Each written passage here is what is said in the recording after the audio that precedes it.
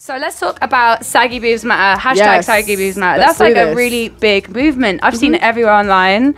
Like, what was the beginnings of that? How did it all start? So what inspired me to get into this was because from the ages of like 14, 15, when I first realised that my boobs were an important body part, quote unquote, I'd go and get bra fittings done at M&S, and when I tried the bras on, according to my correct size, they just wouldn't look like the woman on the packaging, so they'd look kind of saggy in the bra, and I'd be like, oh my god, something is wrong here, like my boobs should not be looking like that. And you know, you're so young, you're like... So young, it's too early for this. You're such a sponge, you're susceptible to like everything that media's given you. Like, I had the same thing, I was like, my boobs do not look like this. For real? Yeah, and so I would constantly complain to my mum, like, when I turn 18, I'm definitely going to get a boob job because there's no way I'm having my boobs like this. I'm too young to be saggy. And then I got to 19 and then I decided to stop wearing a bra altogether. But at the time, people's attitudes towards it were terrible. They were like, your boobs are too saggy, your boobs are too big for you to not wear a bra, you need to cover your nipples. And I'm like, they're a body part. And exactly. They're not in your way at all. So I'm going to continue to do what I was doing, go back to what I was doing anyway. And then I got to 23, which is now, and I'm a lot more comfortable in my body, and that's why I decided that. I'm the same, I agree. Yeah, it's like they're boobs. They're not going to stop you from being smart. They're not going to stop you from being a person with great character. Do you know what I mean? Like, they're not going to stop you from having perspective or a story. They're boobs. They're literally the most irrelevant body part. And the only person who cares about boobs is a newborn baby. That's it. That's the only person whose opinion matters here, because that's what boobs are built for. They're for feeding babies. And so I decided that, you know what, I've reached a point of comfort in my body, so I might as well help other people reach that point by just talking about it and starting that conversation, because I think it is a bit of an awkward conversation to have. People don't really know how to approach it without being, you know, offensive or without feeling like they're overstepping a boundary, especially men. Men don't really know. It's a big taboo right now. It is, yeah. It's an uncomfortable word. It's like when you say boobs, like men are like, especially if you use the correct term, like breasts. Mothers feeding their child. Yeah, like, they can't handle it. It's like too much. It's like, you were most likely breastfed. So why are you mad when you see another child being breastfed? What's wrong with you? And if you weren't, you should have been. Sorry. Do you know what I mean? Like, what's actually wrong with you? And so I think I got very mixed responses when I first decided to speak about Saggy Boobs Matter. I had a lot of men being very rude. Not surprised. Wastemen. Yeah, really mean remarks. I had women, which was even that was more concerning, because they were acting out of, you know, the whole I'm a pick-me, I'm a better woman, look at me, I agree with men kind of thing. And as much as it was disappointing, I don't really blame them, because I think in a patriarchal society, as a woman, a way of sort of gaining safety and seeking comfort is to align yourself with the oppressor. So if you're seen agreeing with a man, then it means that you're kind of like a better woman. So you often see this attitude played out online when women are like, I can't believe women don't cook for their husbands and like breastfeed them and like burp them afterwards. What kind of bad woman are you? Or like you see other kinds of tweets. Do that dry cleaning happening. Like, you see all kinds of crazy tweets like, when I get married, I'm going to make sure that I'm going to have food prepared for my husband when he comes home. I'm going to make sure that he's well fed, and that I'm going to make sure that I shower him properly. And do you know what I mean? It's like servitude is attached to a woman's value. And I just feel like the word maternal gets like overused sometimes. Yeah, like, it's not for you. It's not for you. It's for babies and children. You're not involved in this. Do you know what I mean? Like, oh, you're so domestic, so maternal. But do you know what it is though? Most men don't know the difference between a mum and a girlfriend. So they expect their girlfriend to basically be their mum. Talk about it. Because they love their mum, so you should be like them. So then they end up thinking that you should be these two roles. Yeah. Like, but then the irony did you come outside, like, do you know what I mean? You just come from an egg. You just hatched. Did I give birth to you? You just hatched from an egg, clearly. No, that's but we should put a pause on that, because we also have to remember that we have grown up, like, I had to uneducate myself for a lot of shit, like a lot of patriarchal bullshit. And you've got to, like, with a lot of these women, it's in their immediate environment, it's what they're dealing with in their homes, maybe. Like, maybe their families are like that. Their media, everything they see is like... I was brought up like that. I mean the men. It's an uneducational... You got to uneducate... Well, I had to uneducate myself. I feel Same like here. the younger generation, luckily, got people like you to teach them. And you as well. Like this show is really important that we're having this conversation. Oh, thank you, honey. But then again, the government doesn't prioritise female wellness. So, you know, we're still paying for tampons. Like tampons, tax. Sex education is normally male-centric. So everything is very male-centric, and we don't focus enough on women's health, women's mental health. None of that is spoken about in schools. I didn't even know what the word patriarchy was when I was in school. Babe.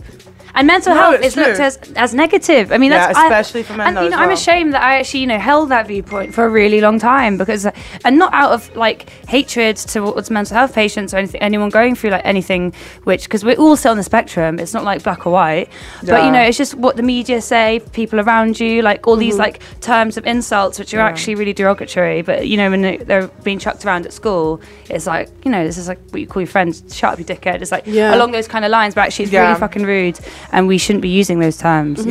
And so I had to uneducate myself so much. You might still accidentally, do it just by, or like maybe certain people that you hang around that aren't educated in that area that use them all the time makes you like cringe in your head. You're like, oh. But it's important to have the conversation, so then you start to learn. If you don't have the conversation, you don't know. I have a lot of that.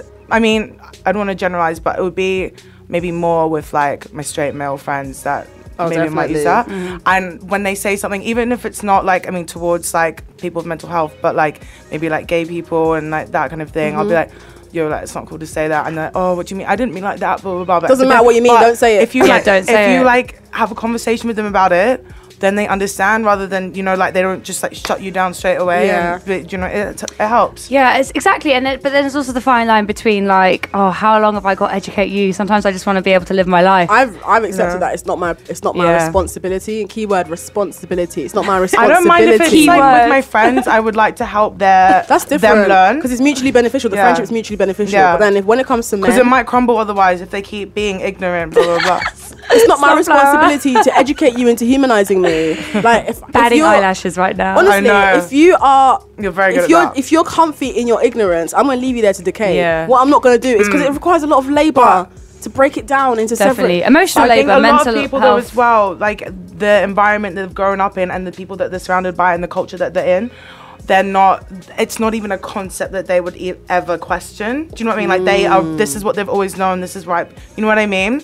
And then when you come in, they're like, what? No, but then maybe like that's maybe one barrier that you've been able to break down a tiny bit. I think as well when it comes to teaching people to unlearn their mess, I've learned to be a lot more gentle because when you're having that conversation, remember that you're breaking down someone's reality. So you've got to be quite gentle with them rather than being like, you're a bad person because you believe this. And then they're going to be quite defensive in that moment. But even if they go home later and think about it, their instant response is to be defensive. So I've learned to just be a lot more gentle with how I ease into that conversation. Preach So okay, we got the champagne glasses out, and I feel like we should cheers because you got a new book coming. That's what a time. It's called "What a Time to Be Alone." Right? That is such a title. So let's cheers right now. Oh my god, yes. Let's toast to this, bitches. That was a cheers. Oh my god, spilling again. Thank you. Yeah, that was a cheers. Actual glasses. Like, I'm sorry, but when do we ever have glasses? I feel like we always have plastic. We're grown up now. Yeah, we're real adults. We've elevated. Yeah. So, without further ado, let's talk about this. Let's talk about the book. What was the catalyst behind you starting the book? Like, what made you actually be like, okay, tweeting's enough. Here it is. This is literally a book which is worldwide in all major bookstores. Oh, amazing. Black Girl Magic. Thank you. So my Twitter account has been in existence since about 2010 or so, but it didn't actually take off until maybe 2017. And I realized that when I'd write threads, which is, for those who are listening that don't know what a thread is, it's when you respond to a tweet and it forms like a link of tweets that are all related to each other. When I'd write threads, people would often be like, you should write a book. And at the time when I see those comments, I'd be like, you'd laugh. You're like, yeah, whatever. Yeah, you're just trying to be nice to me. Like, you're trying to have me out here embarrassing my family. I'm not doing that. I can't write. Because I don't think until I saw that the book until I signed the publishing deal, I didn't think I was a writer or an author. I was just like, publishing deals.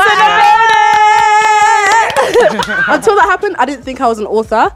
And I'll explain why. But yeah, when I kept on writing on Twitter, I realized, okay, you know what? All these tweets I'm writing could actually just be various short essays that I could actually expand on. And so that's how I formed the book. I turned the tweets that I saw that generated the most traction or inspired or provoked the most thoughts, I turned those into subject points, and then they basically just expanded into short essays in the book. Amazing. Thank you. And a lot of it it's all my artwork in there as well. Oh, so babe, I didn't even know this. Girl, What is this? I'm went to the Brit school and I studied visual art and design. This is like 5 years ago or so. The Melly talents of Slumflower. Girl, I can't even out keep. here, multifaceted hoe. We love a multifaceted queen. An array of talents. Yes, honey.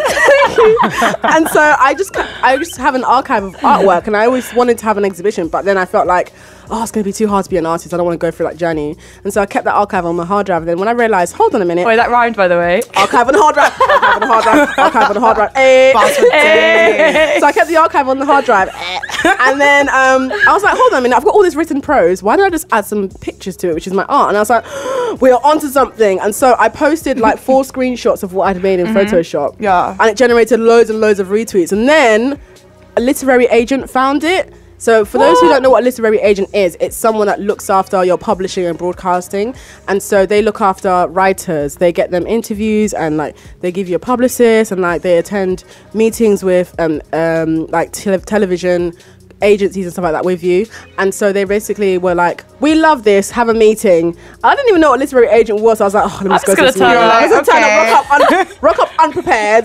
Then they had my stuff printed out. They were like, we love this. We've sent it out to various publishers and there's some interest. So do you want to turn this into a book? And I was like, I mean, it's already written. I can just send it to you. Sent it to them. And then within like a couple months, they were like, we've got a few publishers interested. And I was like, hold on a minute. This is a joke that spiraled. This joke has spiraled now. It's actually become serious. And then that's sick. And then so there was one publisher. That's growth, babe. Yeah. There was one publisher I was gonna sign with, but then last minute the deal wasn't high enough, so then we declined it. And then another publisher came making moves. It wasn't high enough, babe. And this is what I love. You know, when you've got multiple interests, it means you can negotiate, and it means you know your worth. So, honey, the thing is, how publishing deals work, they're very different to like music industry deals. So with book publishing deals, a lot of the time it's calculated in relation to how many books you're likely to sell, and they calculate that based on, you know, your audience, the existing interest. So all these numbers matter.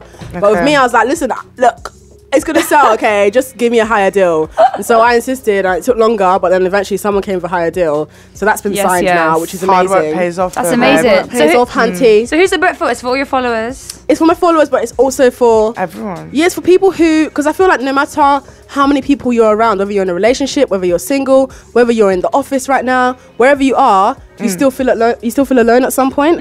And the reason why the title is "What a Time to Be Alone" is because I'm playing on the phrase "What a Time to Be Alive." I and love normally that. when you say "What a Time to Be Alive," she's it's like smart too. Girl, she got a brain and an ass. So when you're talking about "What a Time to Be Alive," it's like, whoa, like these times are mad still. But then what time to be alone is like, rah, like being alone is quite mad still. Like, look at all these things I've got to do with myself. Do you want to go first, babe? For me, I think owning your beauty, first of all, means believing that you deserve to be here. And also just spending each day living with intention. So for me, my beauty comes from my perspective and from my character, as opposed to my external appearance. That's not to say that my external appearance isn't beautiful. It's just to say that obviously, the source of the beauty, the source of this everlasting, infinite beauty, comes from my way of carrying myself and my decision making and my empathy and my way of loving other people. That for me is what my beauty comes from. And so keeping that in mind is what allows me to feel constantly beautiful, whether I'm, you know, got dry snot on my face, whether I haven't oiled my face today. No matter how I look, I still feel like a beautiful person who is deserving of love and worthy, and that the love I give is also valuable and irreplaceable. Definitely, because you know, I actually really like what you said, because my mom's always taught me that beauty is from within, and it's like the external bit is nice, like you just said, but it really, and the thing is, and I swear to God, as you get older, you notice this way more, is that someone with a beautiful inside, shines. It's like, you just want to be around them. It's the most infectious energy ever. You just want to keep them people around you, because they feel comfortable about themselves. And so when people are comfortable within themselves, you want to be around them because you want to feel like that too around yourself. I grew up in a really like majority like white society, and my body will never be the same size as maybe like a white skinny girl with blonde hair, blue eyes. Like, I could never make my body that. Do you know what I mean? Yeah, and you shouldn't have to either. I didn't understand that. I wanted to become that because that's what the guys wanted. That's what all my friends were. All these, I mean, they are beautiful too, but I couldn't get my head around that. I couldn't be that. It was one like beauty standard. Yeah, that was it. That's all that I could ever be. And as much as I tried, like growing up and like and I went to all girls schools, like eating disorders and stuff, and like working out, whatever.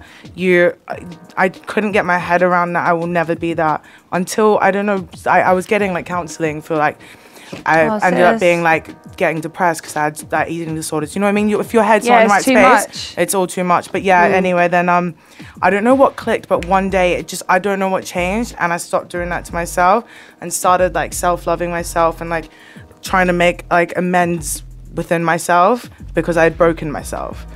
And then and now, like, you know me, now I'm happy. You're one of those confident people I know, babe. But like it was such, I think it was something good for me to go through, though, to see that there isn't just that, and that everyone has their own beauty standard. Like everyone is beautiful in their own way. I mean, exactly. Thank you for sharing, Ali. That's actually just really touching. But also, you know, the fact that you did the Misguided campaign and you're able to share these stories and experiences, which I talked and your about realities. It's so powerful because it means you're guiding and educating other young women who might be in a position. Yeah, that's what I hope with like plus size modeling and stuff, like that women can not.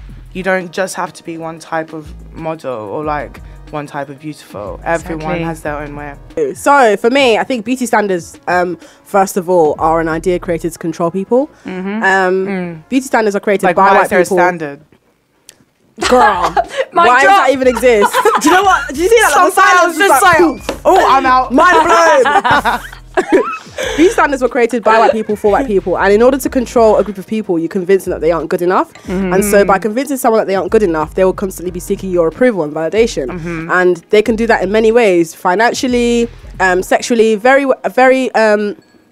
twisted ways. So for example, financially, a lot of beauty standards have been created to basically make companies rich. So standards that include having a slim nose, having long eyelashes, things that having you need. smooth skin. I'm not saying that these standards don't make people beautiful. I'm saying that these standards exist for a reason, and people have been taught to fix what isn't broken. Now with me, I unfortunately took it out on my hair, and so I basically was doing all these really crazy hairstyles, like super long braids that would pull out my front hair.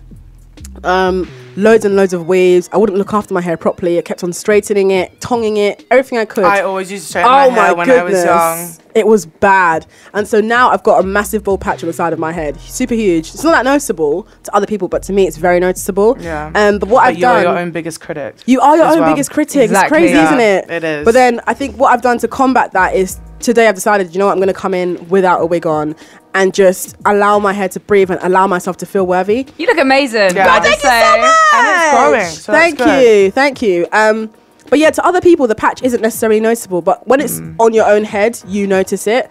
And I think it's just important that everybody understands that there's always going to be something about each person that they feel like they have to hide or that they feel like is going to be shameful. Because nobody is entirely comfortable with their self. No. And even if you are, it's probably for an extended moment, but there will be loopholes and there will be times when you will plummet again and be like, oh my gosh, then you rise up again.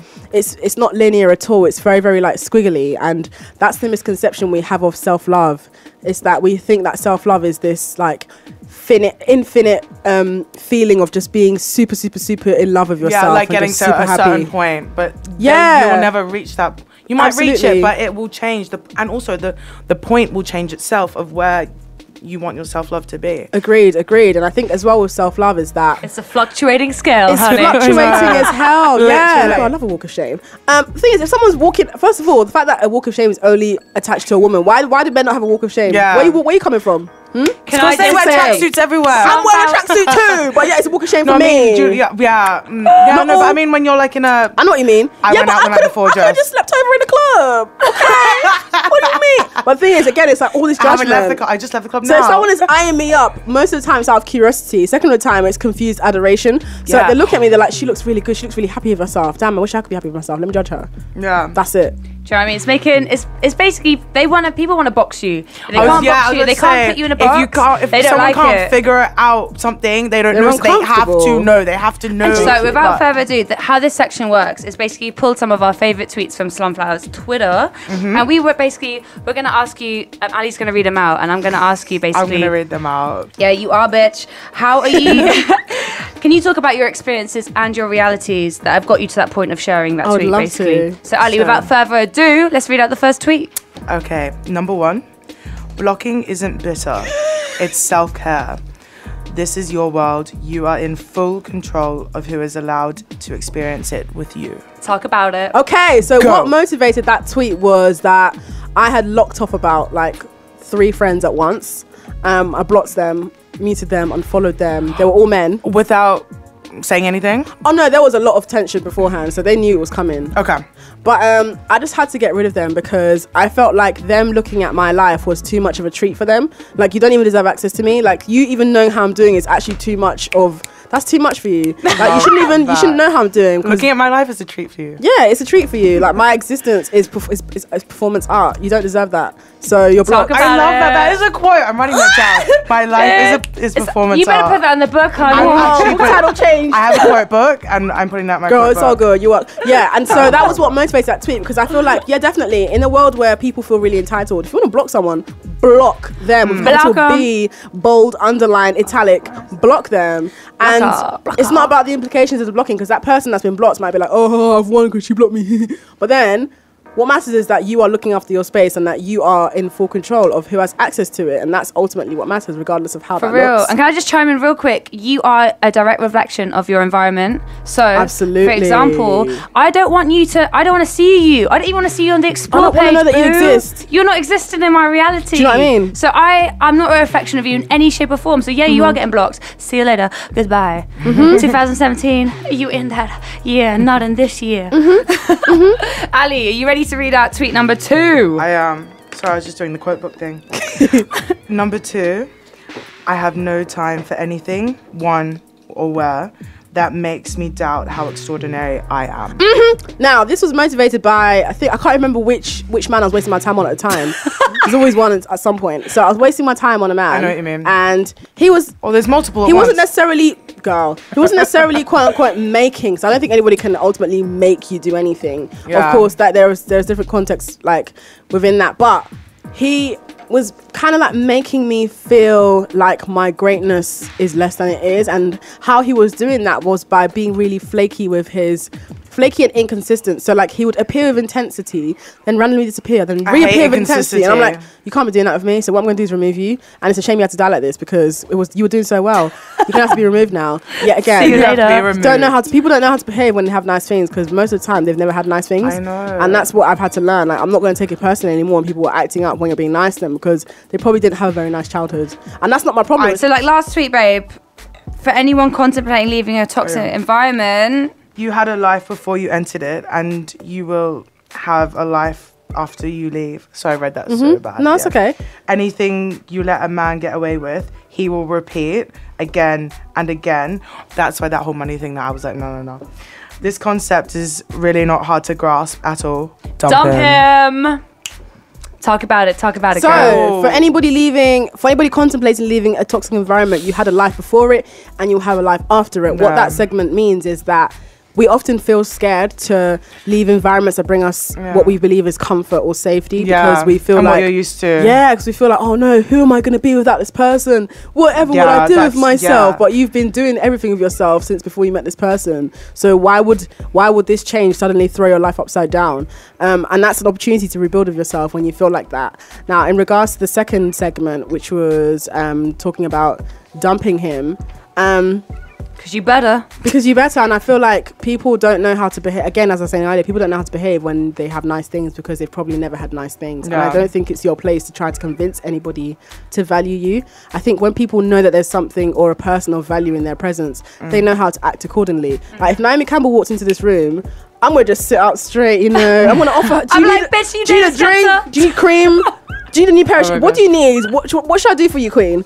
So such a queen. For me to know how to respond to her because of the value that she possesses and the value that she's aware she's has. Amazing. Yeah. Then that means that people know how to act when they're around you, but they just choose not to. We're not someone's lesson, okay? I am living my life to live. I want to have the best experiences. I want to meet the best people. I want to feel love. I want to share love. And if you're not giving that to me, babe, I'm not your lesson. I'm not trying to teach you love right now. No, you go find that for me leaving your environment. And you find what love feels like when you lose it. So I did this campaign and there were 4 other people involved that were in influencer positions. So there was myself, my friend Hussein Manuel, there was Young'un, the rapper, and there was another rapper called Bossman Birdie. Now, once this campaign came out, people were like... Why on earth is there a blogger involved in this knife crime campaign? She doesn't know anything about knife crime. Why on earth would you get someone like the Slumflower who's just a blogger? Like, what does she know? Why on earth would you get a black woman who says that she hates black men? First of all, I don't hate black men. I always, my message about interpersonal relationships between black men and black women is that as a black woman, if you're listening and you're a black woman, it is not your responsibility. It is not your responsibility to get anybody out of their own emotional distress. Everybody has a responsibility to do that by themselves. No matter how much you love someone, it's not your responsibility. Keyword responsibility. It's not your responsibility to do that for anyone. So every time I say that, people are like, oh my gosh, she hates black men. It's like, no, I don't hate anybody. I'm saying grow on your own accord, and when you're ready to be an adult, like, because when black women are healing themselves, nobody's doing it for them. Yeah, we do it by ourselves. And it is so, without further ado, last question, babe, is do you have any advice for other people listening on the show on how to deal with when they get it wrong? Because sometimes we all get it wrong. And as we are all still learning, and sometimes the views that we share can be unknowingly problematic. And sometimes you just need someone to like be like, hold on, boo, have you thought about this from this perspective and from my reality instead of the reality and the existence that you live? So how would you answer that, babes? I think in regards to the first half of the question about feeling like you're getting it wrong, I've learned that you have to get it wrong to get it right. And what that means is that the first time you try something, you're never going to get it perfect. So for example, because I have a show on Radar as well, and it was Gavin that taught me how to use Myriad.